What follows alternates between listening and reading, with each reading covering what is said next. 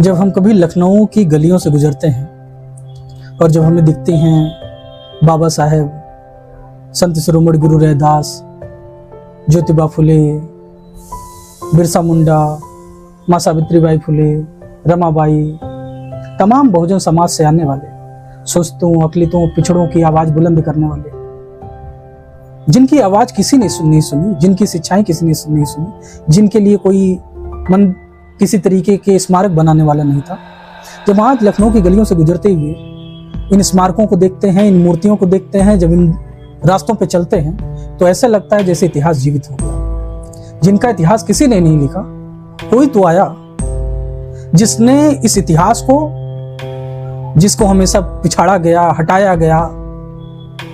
उस इतिहास को जीवंत कर दिया, उस पूरी सभ्यता को जीवित कर दिया।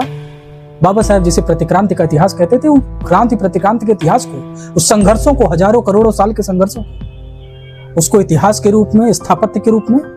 मात्र 5 साल के शासनकाल में आदरणीय बहन जी ने सच कर दिखाया। जब कभी हम सभी इन रास्तों से गुजरते हैं तो ऐसा लगता है कि ये कोई स्थापत्य कला या स्थापत्य कला कोई स्थापत्य कला ना होकर के कोई कविता हो, कोई भाषण हो, कोई शिक्षा हो, कोई इतिहास हो जो हमारे सीने में समाता चला जाता है।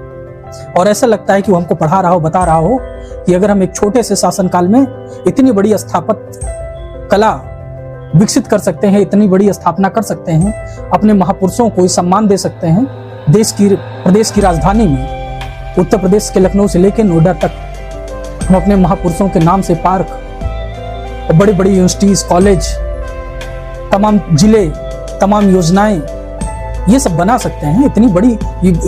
इस पूरे एक प्रदेश को विकसित होने की दिशा में ले जा सकते हैं। तो हम इस देश का जो वंचित शोषित तबका है वो इस देश में कुछ भी कर सकता है, हुक्मरान बन सकता है, उसके अंदर ये आत्मविश्वास पैदा होता है, ये सकारात्मक सोच पैदा होती है, वो भी इस देश का शासक बन सकता है, उस देश के विकसित करने में अपना योगदान दे सकता है। उसके अंदर असीम साहस का संचार होता है, असीम तरीके की उम्मीदों का संचार होता है, असीम संभावनाओं का संचार होता है, और वो ये महसूस करता है कि वो किसी से कम नहीं है, वो सबसे बढ़ करके है। और इस देश को आगे बढ़ाने में, इस देश को विकसित करने में, इस देश को एकीकृत करने में, इस देश को आगे ले जाने में उसका योगदान सबसे ज्यादा होना चाहिए। बहन जी ने करके दिखाया है। ये जीवित इतिहास है। एक जिंदा देवी ने हम सब के लिए एक जिंदा इतिहास खड़ा कर दिया है, जिसकी कल्पना कोई नहीं कर सकता, जिसको कोई बदल नहीं सकता, जिसकी हजारों सालों तक ये स्मारक, ये इतिहास, ये जिंदा इतिहास हम सबके बीच में रहेगा। आने वाली पीढ़ियां आएंगी, सत्ताएं रहेंगी, बदलेंगी, लेकिन ये स्मारक कोई नहीं बदल सकता है, जिंदा इतिहास कोई नहीं बदल सकता। ये